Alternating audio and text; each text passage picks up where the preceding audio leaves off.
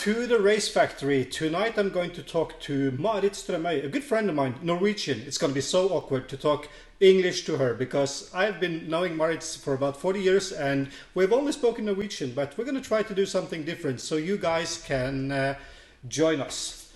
But before I'm going to introduce Marit, let's have a look at this one.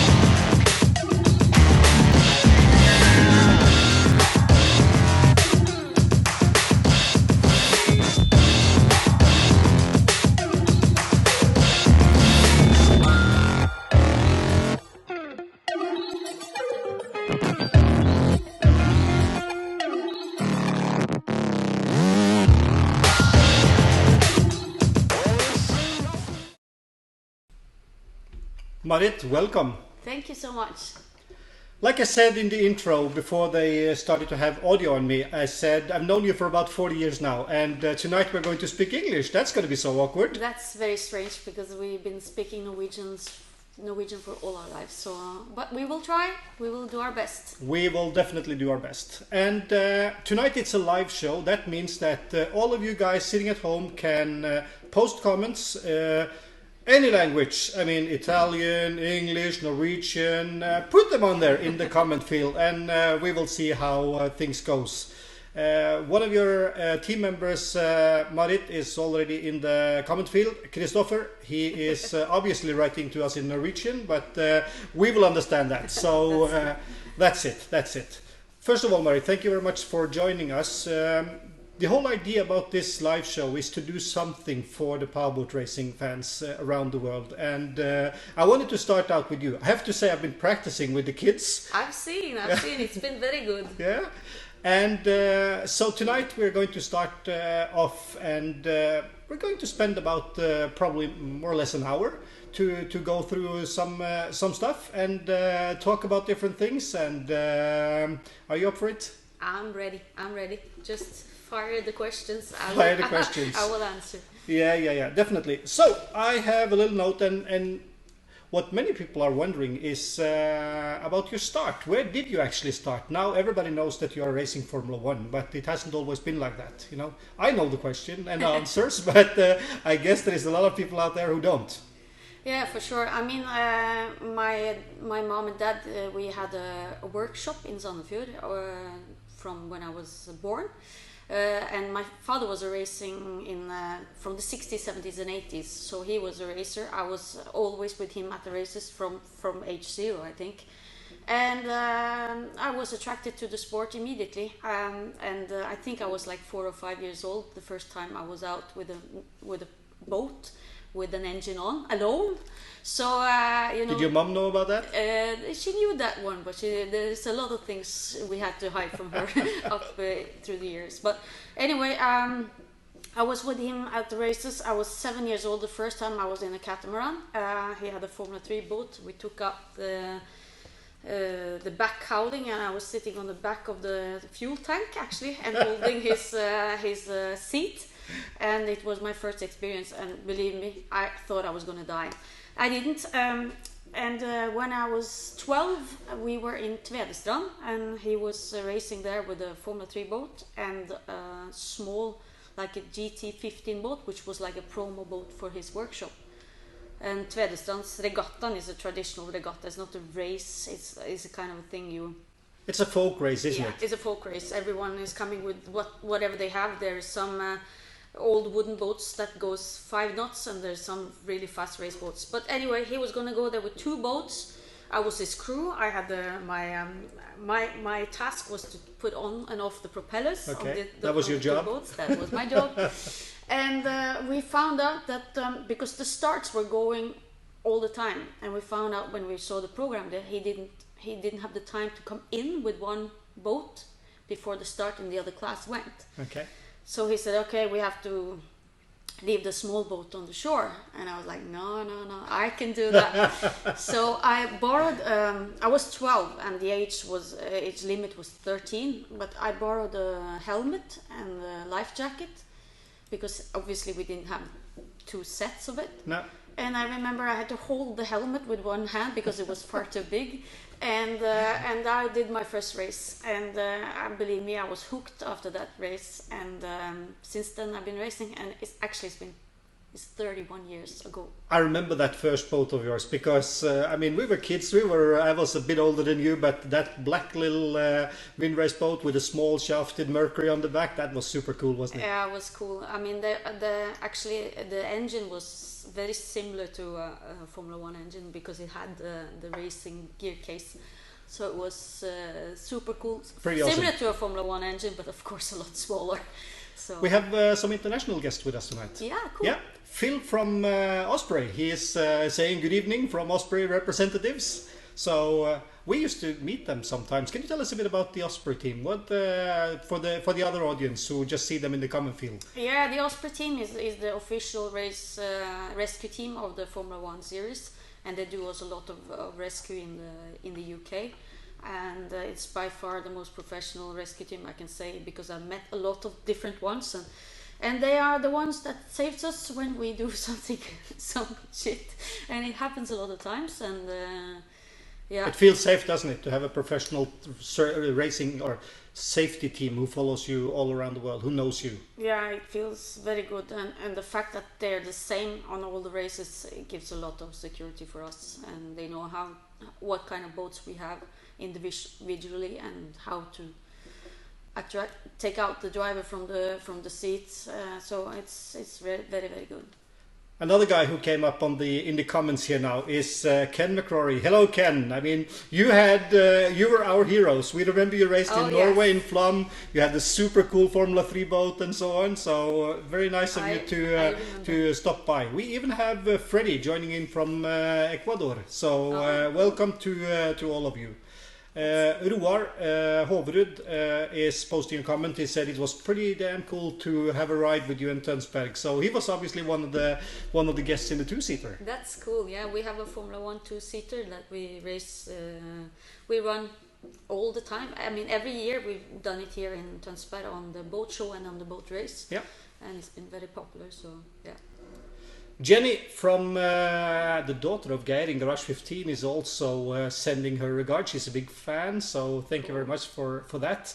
And for those of you who has popped in just recently, this is the race shop, and I am inviting guests over. Tonight I have Marit Strømøy, the Formula 1 driver, with me, and we are going to talk about powerboat racing, history, and so on, and we're going to show you some videos. But Marit, one of the pre-questions that came in was, does anybody want to have you as an insurance client?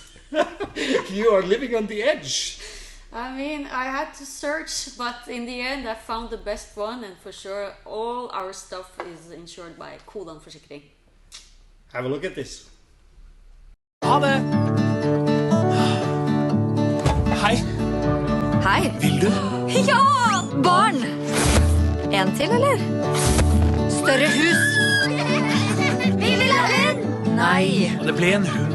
Og en større bil. Speider! Ridning! Ungdomsopprør! Midtlivskrise! Jeg flytter. Jeg òg. Ha det. Ha det. Livet forandrer seg, hele livet. La oss finne forsikringene som passer deg. Se kodanforsikring.no. So here we're back with Marit Strømøy at the Race Factory, and it was good in the end that you found an insurance company who wanted to look after you, the cat, Andrea, and your house and everything. Pretty damn cool. That's good. Pretty damn cool. So we talked about the start. I mean, you have raced up to different ranks. You have been racing Formula 4, Formula 5, and you even won the European Championship a couple of times in that class, didn't you? Yeah. On the way to Formula 1. Yeah, I raced 3 years first in GT15, which is not at that time was called something else, but it's the same as GT15. And then I raced 7 years in Formula 5, and I won the European Championship 3 times. And then in 1999 I started in Formula 2, and I raced 10 years in Formula 2. And 2007 and 2008 I did both actually, and also did some offshore, very little, but some offshore. And then and not just some offshore, you raced in Brazil and in the class 1. Yeah, actually I've raced 4 races in offshore, and all of them has been in the class 1, so it's a very different experience. But anyway, from when I was like starting to be fast in Formula 2, I started to dream about going to Formula 1, and I don't know why, because not so many Norwegians did that at that time, so it wasn't that common to race Formula 1. But I had this dream to go there, to be racing with the fastest boats, and at that time I was racing under the umbrella of Thomas Eriksson, which was racing Formula 1 before. Mm-hmm. And he also was pushing me to think ahead and think for the future. And I was lucky because in 2007 I got the opportunity by some sponsors and via the Team Sweden to race with Jonas Andersson. And you raced Formula 2 with him as well? Yeah, so we raced. I raced Formula 2 and Formula 1 in the same year, 2007, 8 and 9.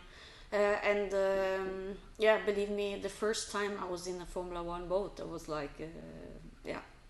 Pretty damn exciting. It was incredible. You know what my first thought was?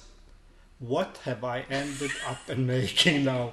I was having one of the first tests in the team of Carlos Maidana, mm-hmm. and he told me you just go flat out, and when you come to the pin and you come to the turn buoy, you just turn. Yeah. So I went out and I did, and I came to the turn buoy. What do you think happened? I just let go and passed, you know.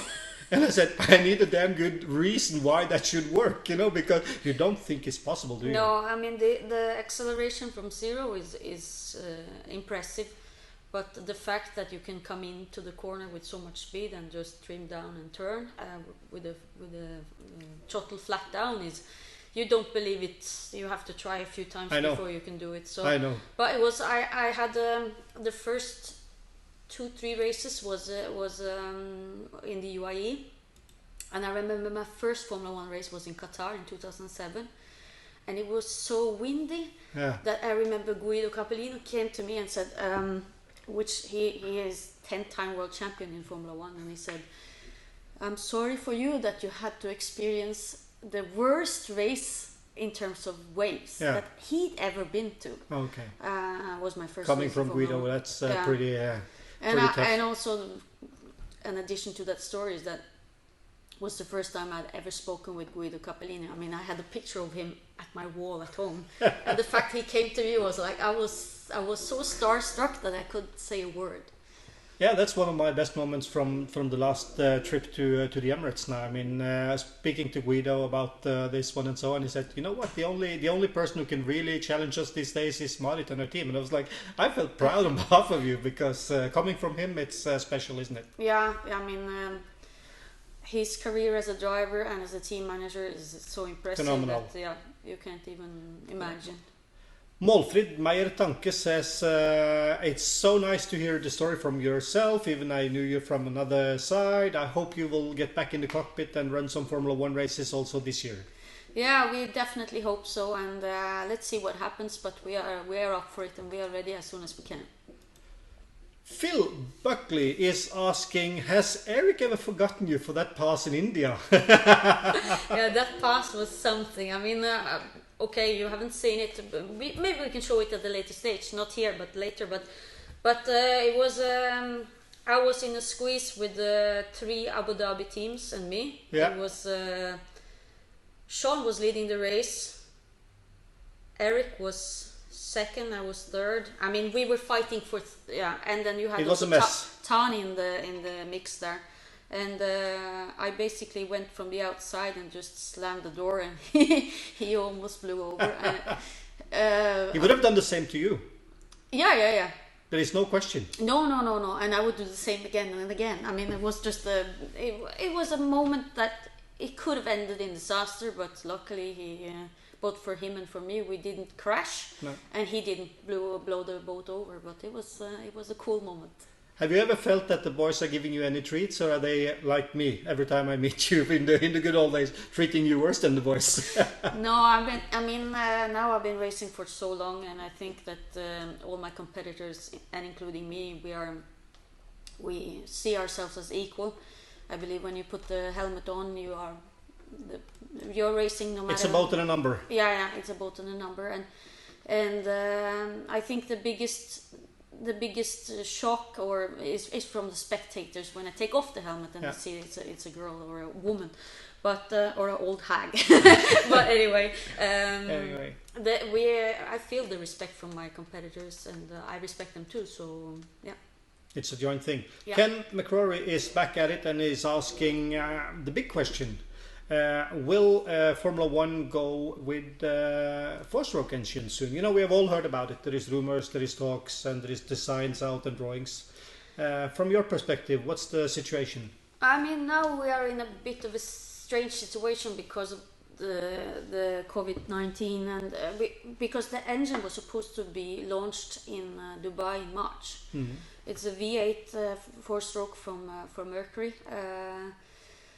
The teams are, of course, for us it's a huge investment, not just the engine itself, but it will change also the boats, the balance of the boats, the weight, the total, the engines, the propellers and everything. So, of course, I would like to stay with what we have at the moment, but it will come, probably not this year because of the situation. Mm-hmm. Maybe we will start to see it introduced from next year, from 2021, and then we see.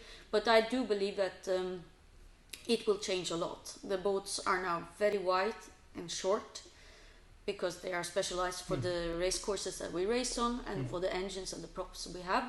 And I've had a few boats in Formula 1 the last 10 years, and they're getting shorter and wider. And now they're so short and wide that you can't even go further. So this will change once you have a heavier engine with probably a little bit more power, but we'll see.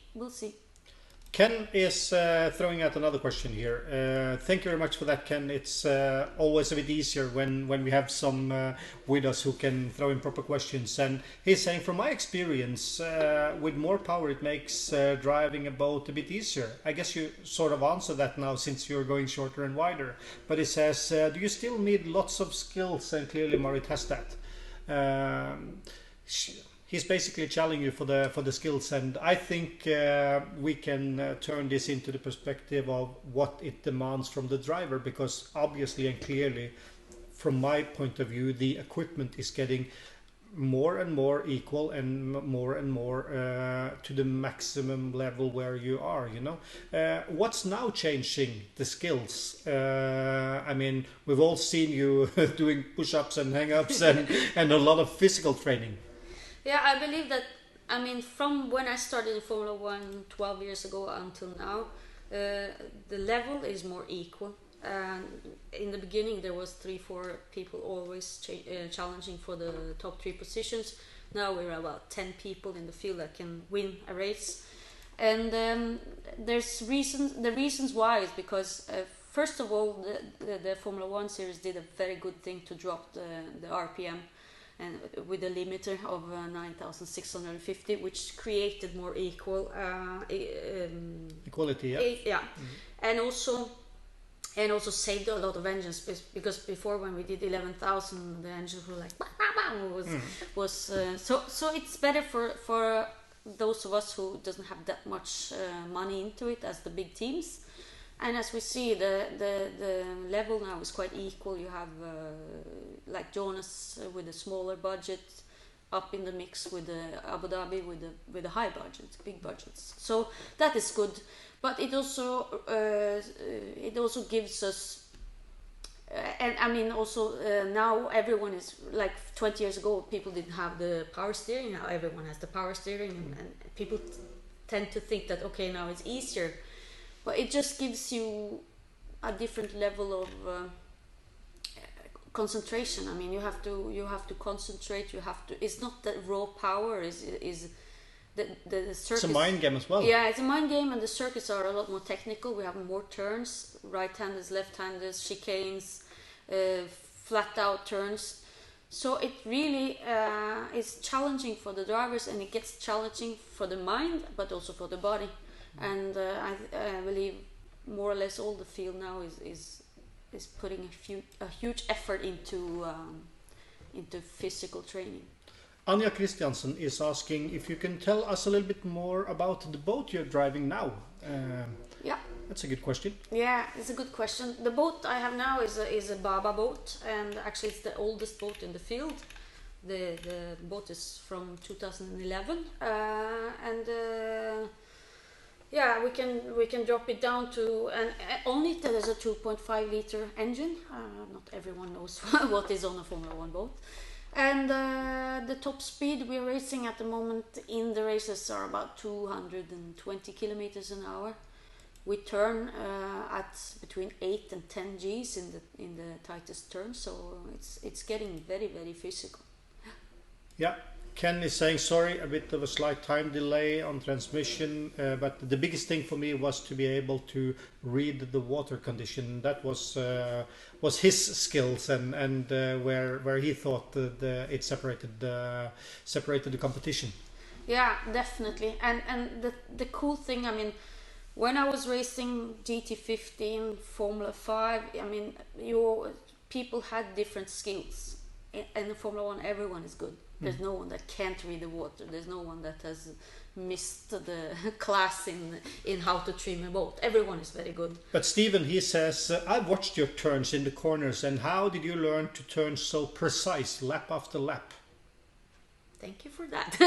Well, I mean, it's just compliment practice. And a question. We like that. It's a compliment and a question. Is practice, practice, practice. I mean, I've been doing this all my life, and I'm very happy that I've started in a small class and made the way naturally. I didn't start in Formula 2, and so I have the skill from a small boat, and I believe that for me that is my biggest asset. The fact that yeah. And Jenny is throwing in a question. She is saying, what is your favorite color, Marit? My favorite color? Well, it changes a lot. Now I must say it's yellow. It's yellow? It's yellow.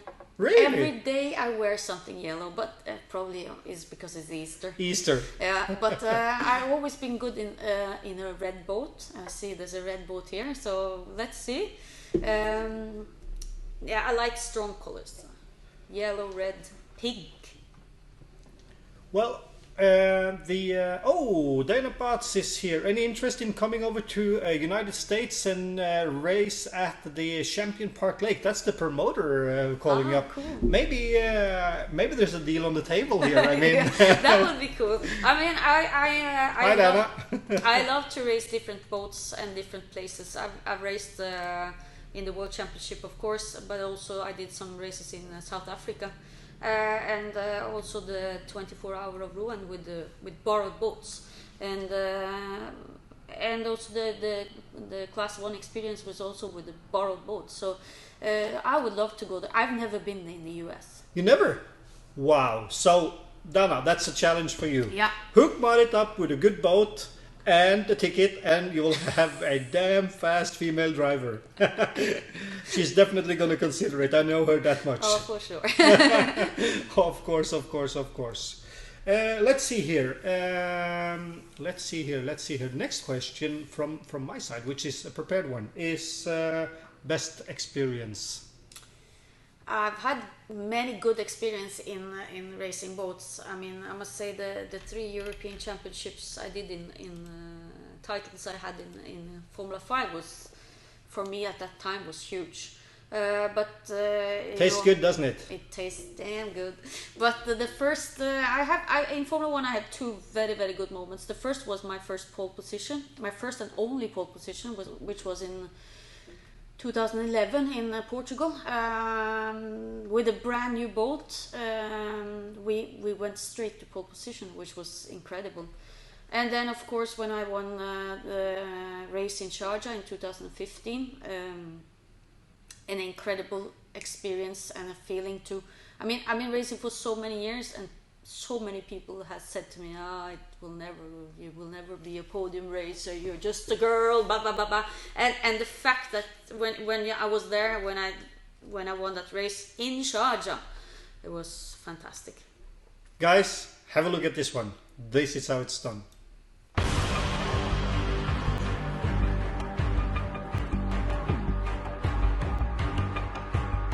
You can't take away a win, it's there forever, it's in the books. So for me, it made me definitely more confident.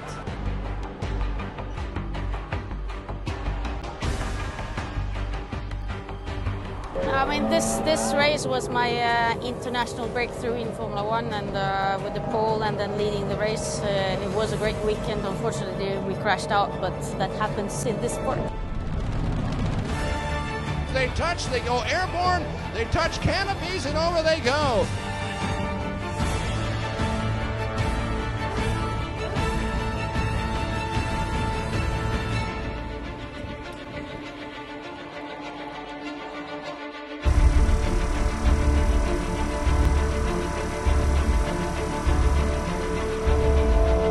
We've been doing a lot of testing at home. I feel very confident in the boat.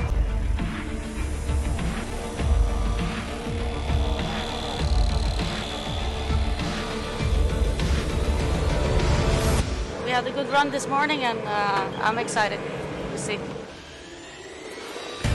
Running her the way, and it's one away from the dock. Marit Strømøy having a good run. We've got Strømøy on the inside, taking the title line. Jonas comes on the inside of her, tries to take it. They almost touch as they go around turn number 6 and down the long straight. Boy, this is one battle. And Marit Strømøy has passed him and moved herself into the lead. Marit Strømøy leads this race. It's getting tighter and tighter. The accordion is closing on Marit Strømøy. How long can she hold off this charge of a 3-time world champion, Alex Perella? It's historic. It's special. It's Marit Strømøy becomes the first woman in the history of motorized sport in the international scene to pick up a victory. It was a good race, and it was the longest 43 laps of my life.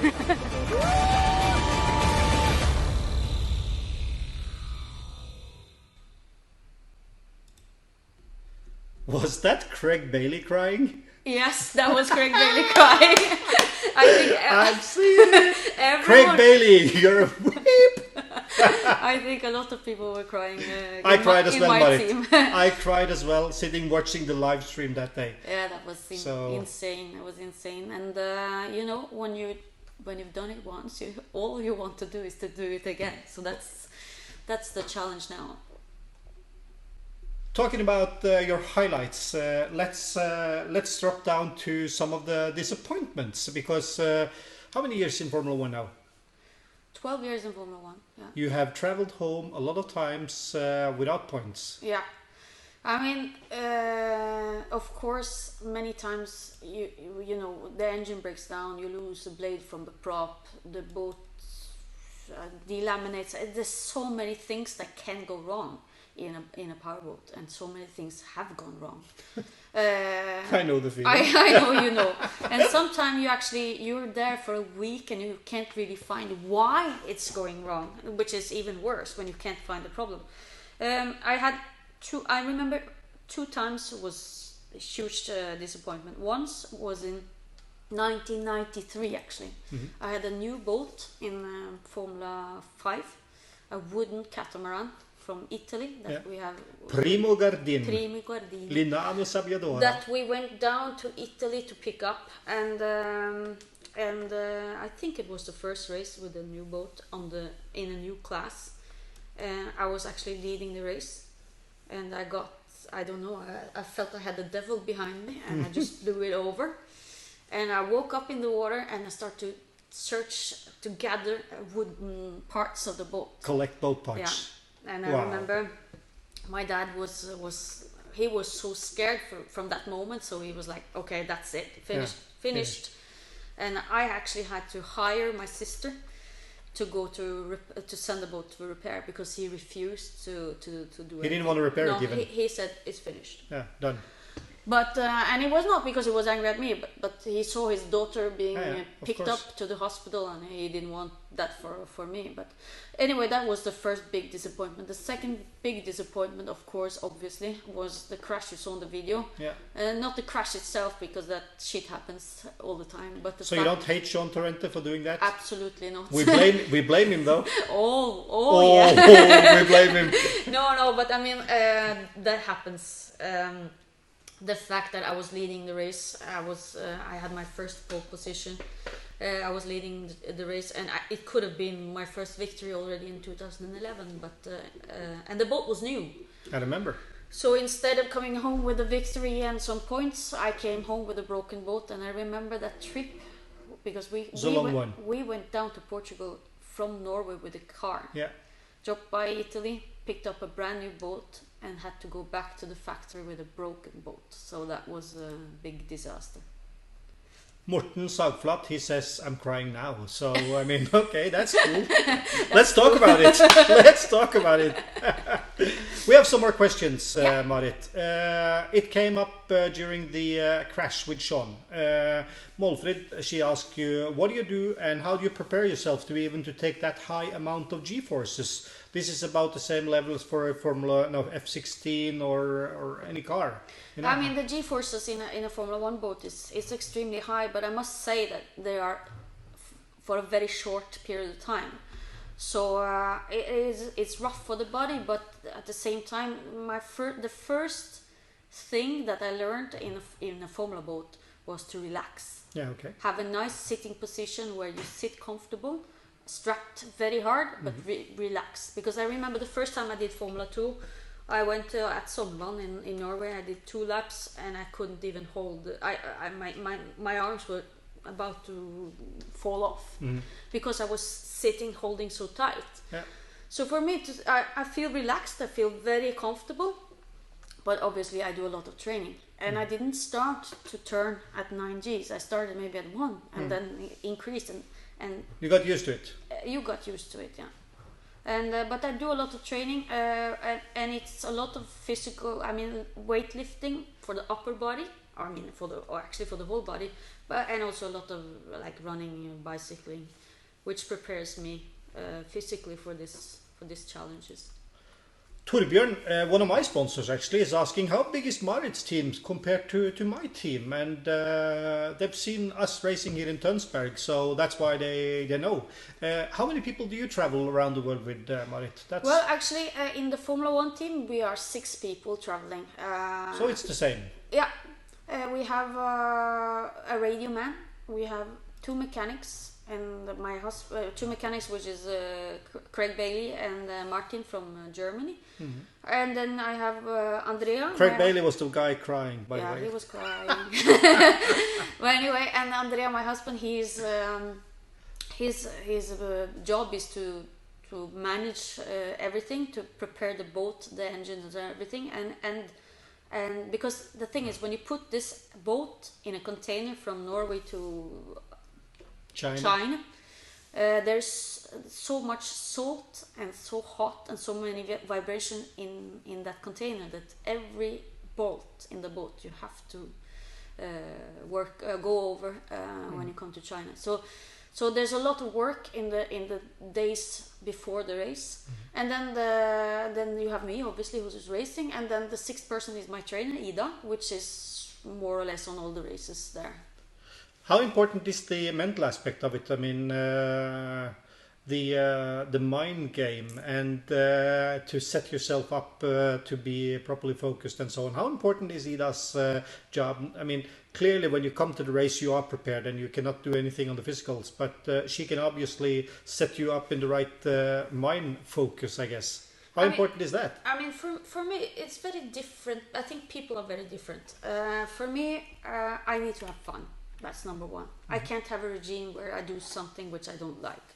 So have fun together in the team. And I'm not saying have fun, go out and have a party, but have fun, joke when it's time to joke, but also be very focused when it's time to focus. It's been very important. Things changed for me when I started to put a lot of effort into physical training, because then the mental training becomes a good part of it. Yeah. To know that your body is prepared gives something to the mind. And before I was down in the pit for 15 hours a day, just going over, making the guys crazy because I was hanging around, pointing at everything, making sure they did everything. And now the system is so much better. We have people that has a task and they do the task, and then you have someone that goes over it and says, have you done it? Yes, everything's done.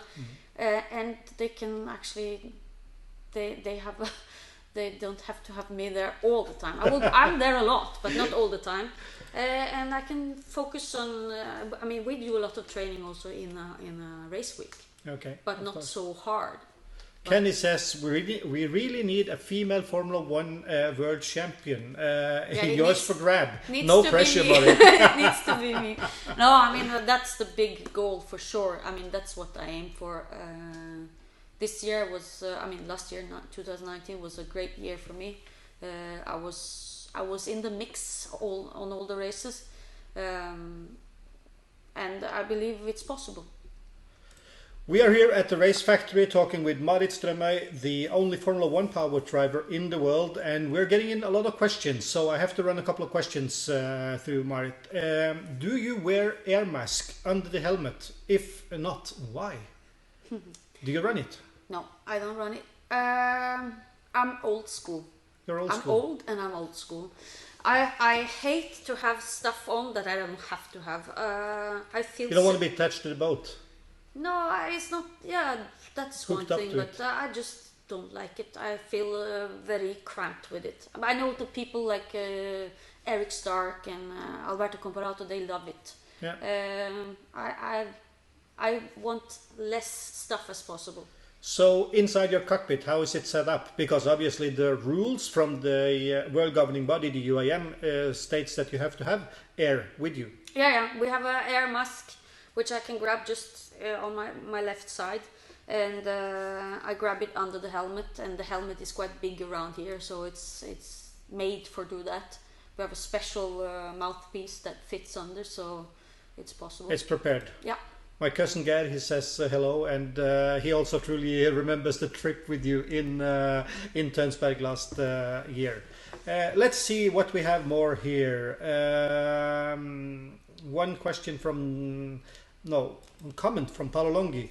When you are waiting in the start line and close the screen, what are your feelings? They're always the same as when you started your career. Is that so? Paolo wants to understand your emotions and feelings and your thoughts.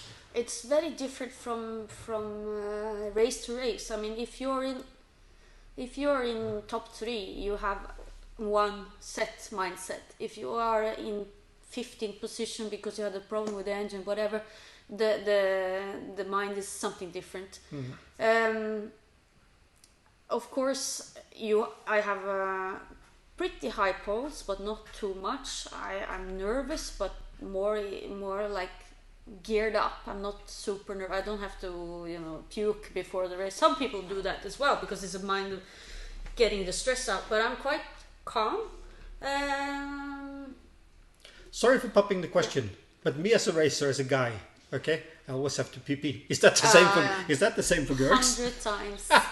I mean, really, truly. I mean, it's literally 100 times before, and I can go on the way back to the pit. I go back again. So, guys, when you see Marit turn around, she hasn't forgotten anything. You just have to go to the loo just before the start. Again. Well, we have friends and we have enemies, and who needs a friend when you have a friend like John Moore? Because he says, good evening. Would it be possible for Marit to drive Frode's boat at Tønsberg this year, as I enjoy watching fast Norwegian drivers? Asshole. You could. Yeah, I could, absolutely. Would you do it? Would you race in Formula 2 in Norway if you had the chance, being a Formula 1 driver? Obviously, you have Tobias as your very successful Formula 2 driver, but would you race Formula 2 in Norway, or would you focus and stay in Formula 1 and have that and leave us kids or whatever old farts alone? Well, I got that question many times, especially here in Tønsberg, because it's the obvious question. But the thing is, I did in 2009. I did Formula 1, Formula 2. I did a 24-hour over one, and I did a season in South Africa. I did many different boats, and it was not super successful. No. Jumping from one thing to the other is not that easy, and jumping from an F1 to an F2, the first thing I did was I was literally this close to put it upside down, because I went into the corner with a different angle and different speed. I love racing boats, but I must say the older I get, the more I want it my way. Yeah. I want my boat, my seat, my steering wheel. Cool. But I mean, 20 years ago, give me a boat and I would race it. But now I'm thinking more. I really want my style. I'm quite old style in the seat, the steering wheel, the way I turn, the way I trim the engine. So of course it would be funny, but it has to be fast. The boat has to be fast. John fast Moore, enough to win. I think it's a question which we have to wait for a bit. And the question at the moment, no, I still want to race, and and because I'm not that old. And Marit is doing a fantastic job during our race weekend with entertainment, with the invitation for VIP guests and so on. And okay, we have a last technical question, Marit, regards to the London Docklands. Paul is asking, what was the race course in London Docklands like in 2018? Was it very difficult to a more open lake course? I mean, the London Docklands was strange. For the ones who don't know what we're talking about, it's a very narrow river with one turn in each end. And it's a fast one, eh? Yeah, it was fast, but the thing is, after 2-3 laps with the 20 boats, the waves start to get bigger and bigger, because the distance from the shore to the race course was very short, and it was challenging. I think that the average speed was not that high because of the waves. Alex Carella was one of the guys popping it over in the corner. It was not that fun, actually. No. But the London race was fantastic for many reasons. First time in a long time we were in a big city. A lot of not so many spectators, because there was a limit to how many people they could have in that area. Okay. But there was a lot of international media. I mean, I was on BBC in the 2-3 days before. Was like a reach of 80 million viewers. It was incredible to have Formula 1 Powerboat on this kind of place. For the sponsors and the fans, it was amazing. But I mean, for the driver inside the boat, I would prefer another circuit. But if you put me back in London Docklands, I will do it again for sure. Paul Strømøy is asking, would you ever get into a drag boat? You've seen them, you know, the ones with a zillion horsepower just going down the lake. Would you try it? I mean, I've never tried it. For sure, it's fun. I mean, it's a different style of racing. We are used to this 45-minute race with a lot of turns and everything. For sure, this is completely different. But everything that goes fast is worth trying. No? Definitely. Why not? We have another comment. That's not a question. It's a compliment. Oh. It says, Marit, you have an amazing singing voice. So it's not all about racing, is it? No, it's not all about racing. We've been doing. I've been racing, as I said, now for 31 years, and I've been working professionally as a singer for 25 years now. And I've been doing a lot of different stuff. I was 7 years at the theater doing concerts every day. Now it's we are touring with my band. We're doing some company gigs, some gigs out in the open so everyone can see it, and it's balancing with the music and racing in a way which works. Because we got a brand new video which has been recorded in the studio from your friend Nils. Yeah, we had a funny session the other day, because obviously we can't go out with for a concert anymore. because of the COVID-19, and we did just 3 of us in the studio, me, Nils, and the bass player Espen. Recorded a song that Nils, our band leader, have made actually. So he's Here it is, ladies and gentlemen. You are at the Race Factory, and this is Marit Strømøy now as a singer. Okay. Nå skal vi spille en låt som skrevet av Nils Mathisen. Nei, jeg må telle opp. 3, 4.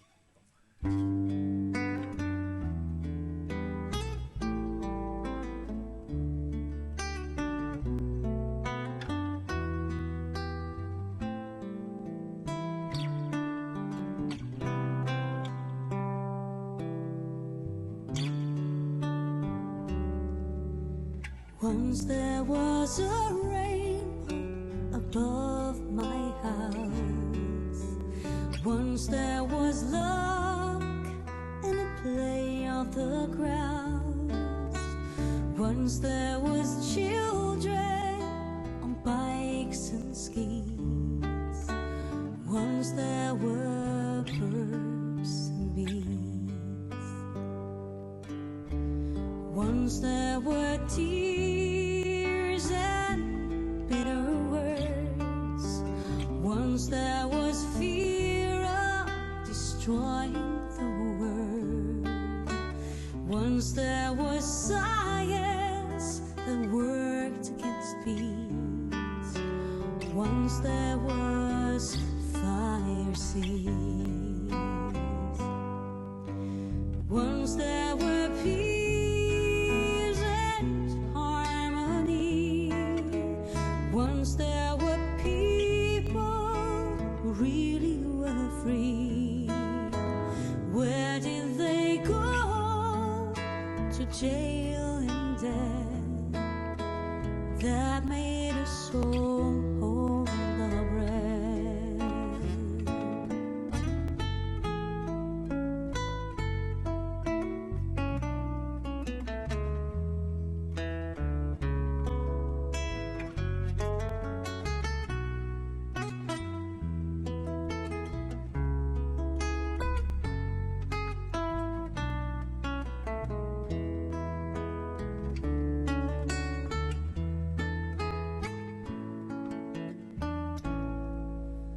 Once there was a rainbow above my house. Once there were luck and a play on the grounds. Once there were children on bikes and skis. Once there were you and me.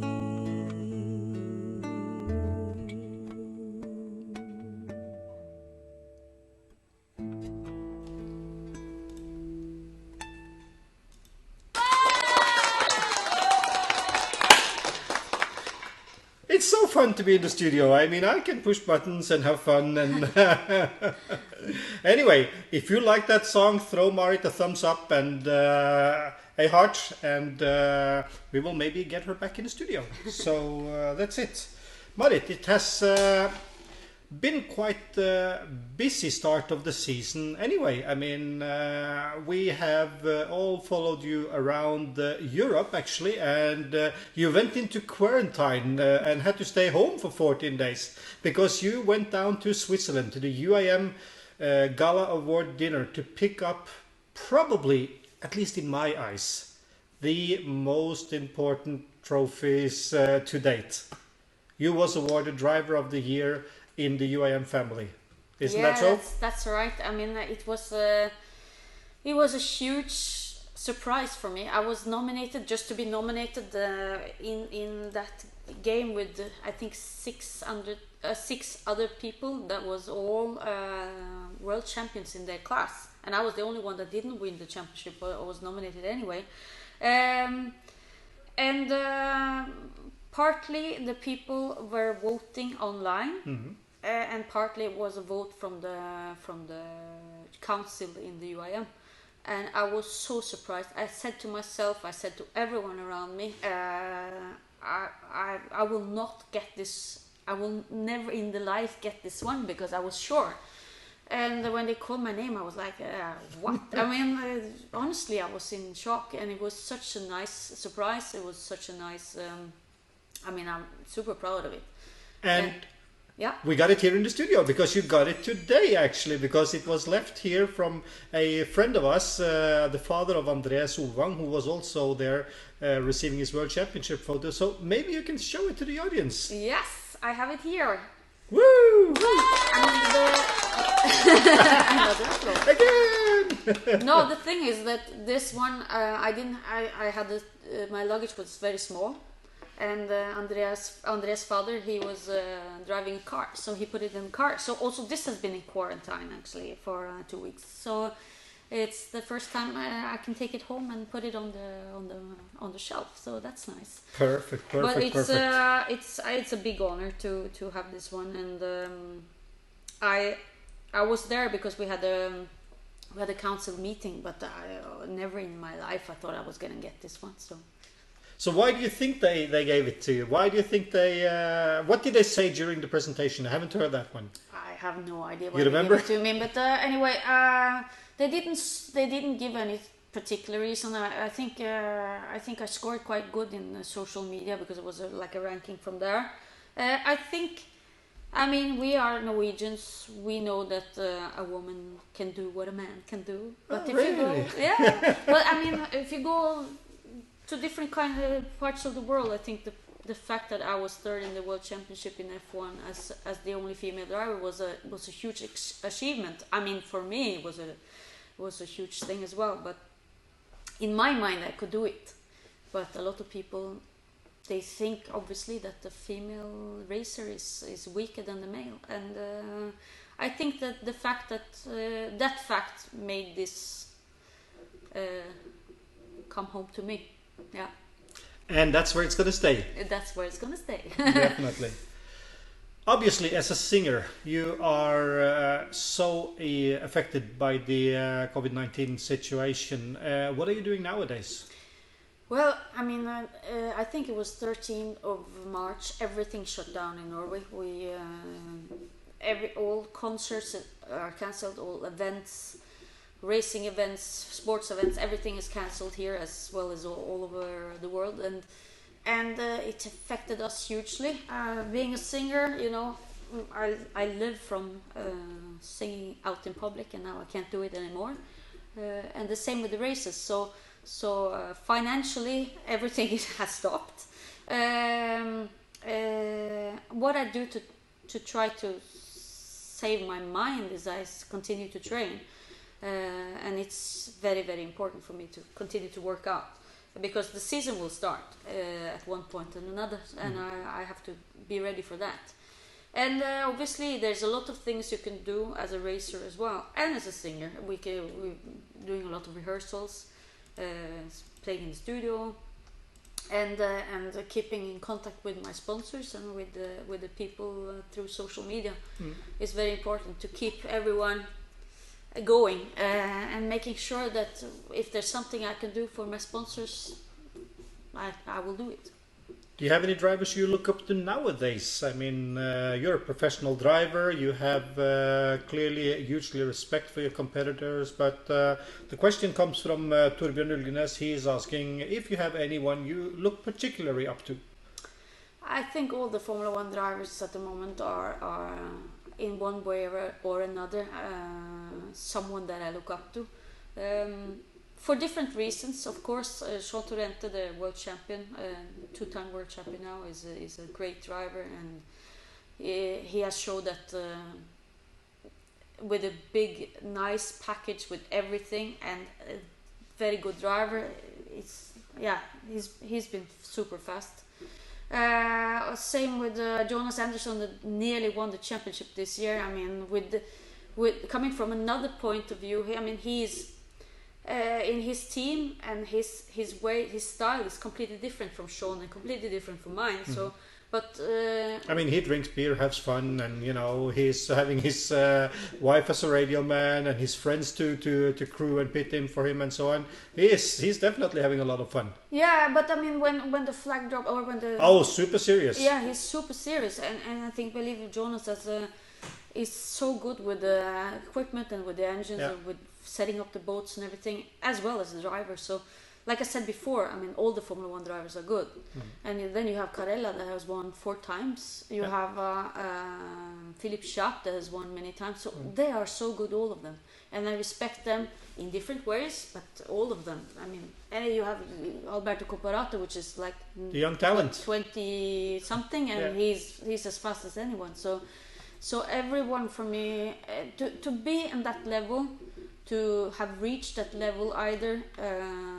from the sports side of you or from the economical side of you, because that's a task as well. I mean, we must never forget that when Shaun Torrente started in Formula 1, I mean, he's won the World Championship twice now. When he started in Formula 1, he started with a rented boat from Jonas. It was in 2011, and he started basically with nothing. A talented driver, but no package. No package. And the way he's changed everything, and but still, I mean, the biggest asset he has is his driving skills. So yeah. Dana has spotted something in your backdrop. He says, "Is there a paddleboarder in the backdrop for the photo?" Yes, it is. this photo. Paddleboarding is super cool. Yeah, this photo is actually from Evian in France. Evian in France. Where you have the race course, and then there's a lot of pleasure boats, which is supposed to lie still. The paddleboarder looks like he's very close to the race circuit, but he's quite far. But it's a cool picture, actually. So when you're traveling around to your sponsors and partners and so on, I know you got a car sponsor, and what kind of car do you drive? Of course, I have a Subaru XV from Branco's Auto in Tønsberg. Have a look at this. Yes.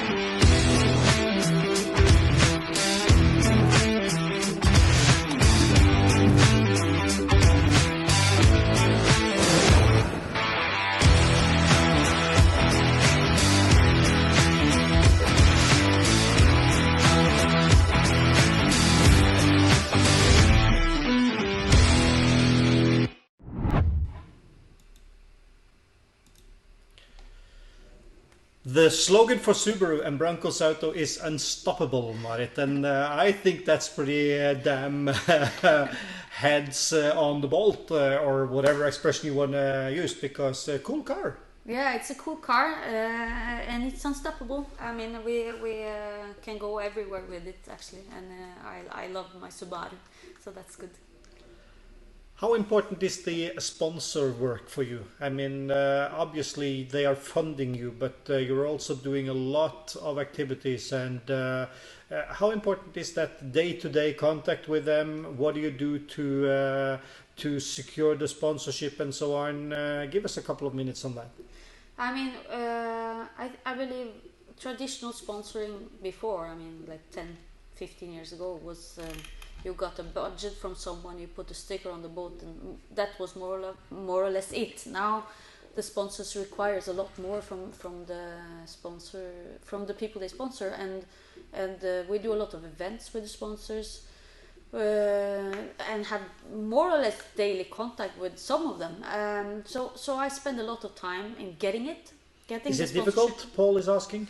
Yeah, for sure it's difficult. It requires some skill in a different way. You have to be very creative. You have to find the reason why that company in particular should sponsor you and not the guy next door. Why should they sponsor a Formula 1 racer when they can sponsor a skier, which is in Norway is a very popular sport? And you need to find these X factors that you can show them and the reasons why they should spend their money and their time and their effort on you, and then you have to spend a lot of effort and time back. So it's a cooperation rather than a sponsorship nowadays. I mean, nobody is handing out blank checks and saying go out and have some fun. You have to work for every single dollar, don't you? Yeah, you have to work for it, and honestly it feels better also that you have to work for it, because then you know that you give them value for money, because that's at the end of the day that's what it's all about. They want value for the money, and the value can be in terms of making events. We are there with a band. I can have a two-seater motivational speech, two-seater event, showing off the logo. I mean, the different sponsors have different requirers, and some people are they really want to show their logo, and some people really want to have big events or to come to the races, to be VIPs. You know, you have to find the way. I used to say that I have like 120 partners for Tønsberg, and it's like 120 different contracts and deals. Yeah. Same thing. Yeah, not 150 for sure, but but no, but I mean all are different. Yeah, all are different, and also one thing is the discussions you have with the manager of a company, but then that manager has a lot of employees that also wants to be integrated into your world, and you have to find a way to do that. It can be, you know, we have a lot of merchandise to get the people to wear it, to use it, to buy it. You know, that is also part of the whole sponsorship package, because the more times the people can see you, the boat, your glasses, your t-shirt, everything, the more they feel that they are connected to something a bit bigger. Because they can actually buy the glasses you have. Oh yes. Oh yes, Strømøy Racing, they got the racing logos on it. Oh yeah. And the cool hoodie. Yes, and hoodies, and we have caps and t-shirts and everything, and especially now in this time where we can't do any races, we can't do any singing jobs or events with two-seater or anything. This is for us very important. For me, so now I push a lot. These glasses. Now it's Easter, the sun is shining. You know, of course, some people are reluctant to buy it now because their paychecks is not coming. But if you have if you want to buy them, you've been thinking about to buy it. Now it's the time. And one thing which we are particularly proud to read up now, which is not a question, it's a comment. I think it's good value to have sponsorship in the boat racing. Go, go, go. And that was Garage 15. Yeah, that's cool. That's cool. If you see, you can't see it now, but I'm sure you've seen pictures of this Racingfabrikken. And there's full of Garage 15 stuff. And I'm looking forward, because soon we will have a new workshop in Strømøy Racing, and we will have it full of Garage 15 products. So I'm looking forward to that, and we have actually at the Formula 1 race we have a big toolbox from them, which is not empty, it's full with stuff from Garage 15, so that is good. A compliment to both of us. Both you guys are doing a great job for your sponsors. Not only do you have to win on the water, but you need to win on the shore with your sponsors. Thank you very much, Ken McCrory. I mean, I still remember your perfectly clean Castrol boat. It was so beautiful. It was an inspirational source for us, and we're talking, I mean, 20 years back. Yeah, it was 1993, I think, up in Flom. In Flom, yeah. I saw Ken live for the first time, but and the next time I saw him was in London Docklands 2 years ago, so that's cool. That's cool. The shades are perfect on the rescue boat. Very light and brilliant polarization. So that was from Phil. That's good. All the rescue guys more or less keep have an them. eye.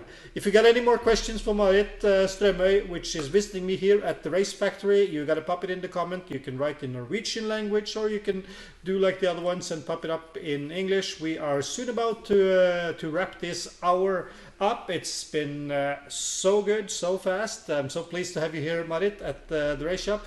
It wasn't that awkward actually to speak with you in English. I thought that was going to be so embarrassing, but I hope you guys have understood us and that it has been something worth watching. If you want to have more episodes, I would like to challenge you to come up with ideas on who we should invite on the show, because I have the possibility to hook up people on Skype. So who do you think I should pick as a guest at the race shop, Marit, and have a good talk to? Anywhere in the world. Well, for me, you should have you should have Guido on one side and Shaun on the other. That would be interesting. Huh? I can do that. Yes, that you should. I can do that. I will challenge Guido and Shaun Torrente if he's watching. I can do that. For sure.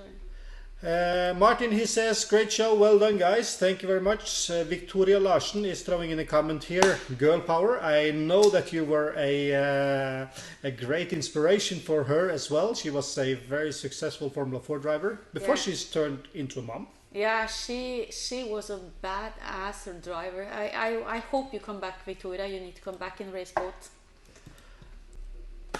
A lot of positive comments popping in now. That's why I'm dropping out a bit. Excellent interview. Stay safe, both of you. Thank you very much. Great programs. I hope to catch up with both of you soon. Sure, that's going to happen, Ken. Brilliant show. I'll see you at the first race, hopefully very soon. We hope it's going to be very soon. Yeah, we hope so. I mean, we were supposed to race in 2 weeks ago in Saudi, and we were supposed to race in the beginning of May in Portimao, but both of them are on hold for the moment. We have no idea when we will restart. The last time I spoke to the promoter of Formula 1, Nicolo, he said, be ready, because when we can, we will kick off, and where and when, we don't know yet, but for sure we have to be ready. So, having that said, we are ready, and we are definitely going to see you all in Tønsberg in August when we're going to have the race there. Until then, make subscription to the Race Factory, and we will pop out more of these race programs and interview. I gotta go out and challenge Guido Cappellini, 10 times world champion, and his driver Shaun Torrente, 2 times world champion, to join me in the race show. So until then, thank you very much, Marit. Thank you. Thank you so much, Frode. This is nice. Bye-bye. Bye.